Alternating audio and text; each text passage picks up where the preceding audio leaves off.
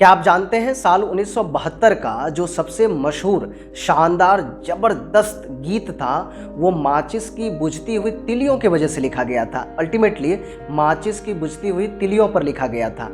तेज हवा और जोरदार बारिश के बीच आनंद बख्शी के कलम से नहीं बल्कि बुझती हुई माचिस की तिलियों पर यह गीत जो है लिखा गया था, जो उस साल का, उस दौर का बहुत ही ज़्यादा रोमांटिक, एक कमाल का जो है सैड सॉन्ग कह लीजिए या दर्द भरा गीत, इससे ज़्यादा कोई और नहीं था। और मेरा दावा है ये गीत आपने ज़रूर सुना होगा।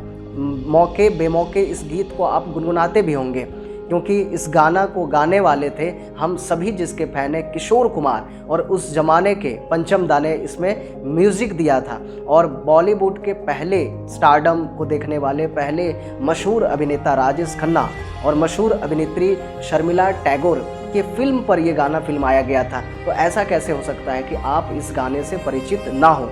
आप इस गाने को बहुत अच्छे से जानते हैं, सुने भी हैं, लेकिन इस गाने के पीछे की कहानी को नहीं जानते हैं। तो चलिए आज हम आपको बताते हैं बॉलीवुड के एक बहुत ही एवरग्रीन, सदाबहार गाने के लिखने के पीछे की कहानी के बारे में, जिससे आप अभी तक अनजान हैं।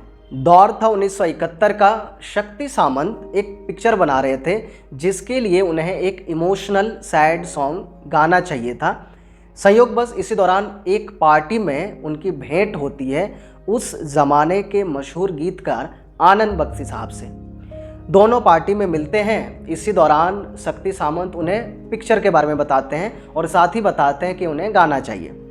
पार्टी के दौरान ही दोनों बातचीत करते हैं और बातों बातों में ही शक्ति सामंत आनंद बख्शी को सिचुएशन के बारे में बता देते हैं, मूवी का कहानी बता देते हैं और साथ ही दरख्वास्त करते हैं कि इस सिचुएशन पे उन्हें गाना चाहिए। ठीक है, बात आई, दोनों ने पूरी पार्टी एंजॉय की। पार्टी में देर रात तक साथ में थे दोनों। काफ़ी देर के बाद दोनों एक साथ पार्टी से बाहर निकले। जैसे ही दोनों व्यक्ति, शक्ति सामंत और आनंद बख्शी, पार्टी के वेन्यू से बाहर की ओर आते हैं तो बाहर का नज़ारा कुछ और ही था। देख करके दोनों की आंखें फटी रह जाती है आश्चर्य में, क्योंकि उस दिन भयानक वाला जोर से बारिश हो रही थी, जिससे पार्टी के अंदर वो लोग अब तक अनजान थे, पार्टी के शुरू में डूबे हुए थे। और बॉलीवुड का तो पार्टी आप जानते ही, बाहर का नज़ारा कुछ और ही था। हवाएं बहुत तेज चल रही थी। शक्ति सामंत गाड़ी में जाके बैठ गए। आनंद बख्शी साहब अभी भी पार्टी के शुरू में ही डूबे हुए थे, बाहर नहीं आए थे। हालांकि पार्टी वेन्यू से बाहर आ गए थे पर पार्टी से बाहर नहीं आए थे। उन्हें जो है सिगरेट पीने की इच्छा हुई, सिगरेट की तलब लगी।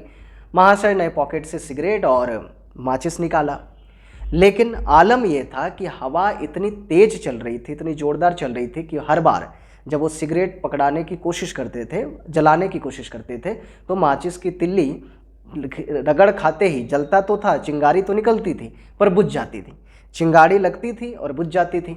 हर बार ऐसा ही हुआ क्योंकि हवा बहुत तेज चल रही थी, लेकिन उन्हें सिगरेट पीने की तीव्र इच्छा थी। रोके नहीं रुकता है। अगर आप भी शायद इसके तलब के शिकार हुए होंगे, आपको भी अगर इसकी इच्छा होती होगी तो समझ सकते हैं, जब तलब लगती है तो फिर हार नहीं मानते हैं। कहते हैं कि इसी चक्कर में, सिगरेट जलाने के चक्कर में, उन्होंने माचिस की पूरी आधी डिबिया खाली कर दी।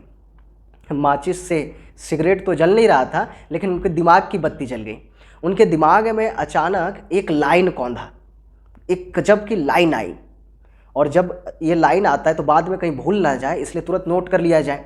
और ये वो लाइन थी जो उस गाने का मुखड़ा बना और कितने लोगों का दुखड़ा उस गाने में कहा गया है। यानी कि वो दर्द भरा गाना बहुत मशहूर हुआ, जो सिगरेट नहीं जलने के वजह से वो गाना का लाइन आनंद बख्शी के दिमाग में आया। तुरंत वो भागे भागे दौड़े दौड़े गए किसके तरफ?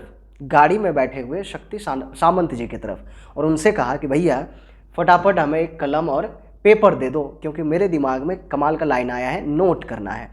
और उन्होंने तुरंत वो गाने की लाइन नोट कर ली। तो चलिए, आप वीडियो में इतना देर तक बने हुए हैं, तब से मेरा बातें सुन रहे हैं, आपका धन्यवाद। बता देते हैं कि वो गाना था कौन सा। यूट्यूब पे जाके आप सुन लीजिएगा, क्योंकि यूट्यूब पे तो आप मेरा वीडियो देख ही रहे होंगे। नहीं सुने हैं तो, और सुने होंगे तो आपको तो मेरे को दावा है आप गाना सुने हुए हैं। वो गाना था, चिंगारी कोई भड़के तो सावन उसे बुझाए, है ना। सिगरेट वो जला रहे थे चिंगारी, और बार बार चिंगारी सावन क्या कर रहा था? बुझा दे रहा था, बारिश बुझा दे रही थी। सावन जो कोई अग्नि लगाए तो कौन बुझाए? सावन जो अग्नि लगाए तो उसे कौन बुझाए, ये गाना आपने सुना होगा, क्योंकि इसके गाने का जो बैकग्राउंड है वो कमाल का है। म्यूजिक तो अद्भुत है ही, पंचमदा का म्यूजिक है, और गला का बात ही क्या करें, गाया कौन है भाई साहब, किशोर कुमार ने। तो ये गाने की थी कहानी। आपको वीडियो कैसा लगा ज़रूर बताइएगा, और वीडियो में अंत तक बने रहने के लिए आपका बहुत बहुत धन्यवाद। स्वस्थ रहिए, मस्त रहिए और व्यस्त रहिए। और हाँ साहब, एक बात और, पहली बार चैनल पे आए हैं तो सब्सक्राइब करते हुए जाइए। धन्यवाद, बाय।